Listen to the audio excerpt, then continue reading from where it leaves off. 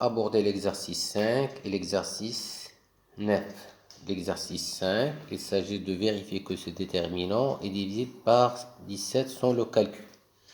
Mais préalable, on vous a demandé de vérifier que 289 est divisible par 17, 253 est divisible par 17 et 119 est divisible par 17. C'est une simple vérification. Ça veut dire que ces nombres-là, 249, 253, 219, on va faire une combinaison linéaire suivant les colonnes, suivant les lignes pour retrouver ces nombres, soit suivant une colonne, soit suivant une ligne. Donc, je vais utiliser la propriété suivante. Voilà mon déterminant. Qu'est-ce que je vais faire? Si j'ajoute une combinaison linéaire à ces trois, le déterminant reste inchangé. Donc, je vais ajouter à ces trois 10 fois C2 plus 100 fois C1. On va trouver ce coefficient 119, 153 et 289. Donc le déterminant reste inchangé si j'ajoute à C3 une combinaison linéaire des autres colonnes de cette forme.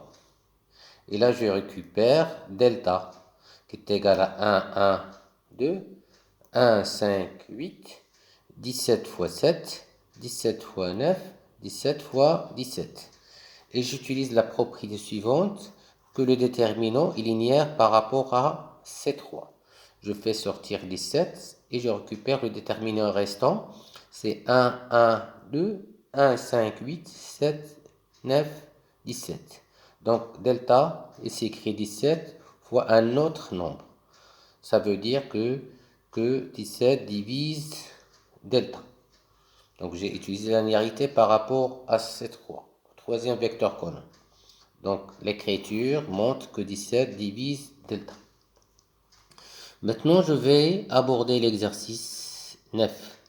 Avant d'aborder l'exercice 9, je vais rappeler quelques propriétés que vous avez abordées au niveau de cours. Donc CB est une matrice d'ordre n. Alors déterminant de lambda B, c'est pas lambda déterminant de B. Pourquoi? Parce que déterminant de lambda B, c'est quoi? Si je pose que B, c'est écrit C1, Cn, c'est déterminant de lambda C1, virgule lambda C2, virgule lambda Cn. Et j'utilise la linéarité par rapport à C1, je fais sortir lambda. Par rapport à C2, je fais sortir lambda. Et par rapport à Cn, je fais sortir lambda. Combien j'ai fait sortir? Il y a n coefficients, donc ça veut dire c'est lambda n déterminant de B. Ça, c'est au niveau de cours. Maintenant, un autre résultat de cours, soit à une matrice d'ordre n. Chaque matrice, on associe la matrice des cofacteurs, dont les coefficients sont des cofacteurs. Notez comatrice A, remplie par CIJ. CIJ, c'est quoi?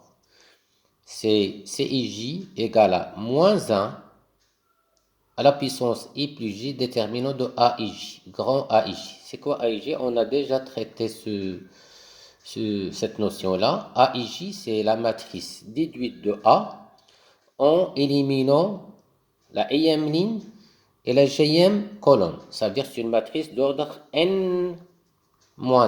Donc on supprime la ième ligne et on supprime la jème colonne. Et la matrice restante, c'est AIJ qu'on calcule les déterminants. Donc les coefficients CIJ, c'est moins 1 à la puissance I plus J, déterminant de AIJ.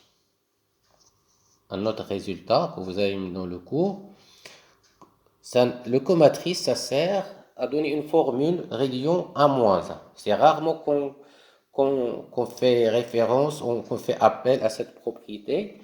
Ça reste une propriété qu'on connaît qui relie la notion de comatrice avec 1 moins 1.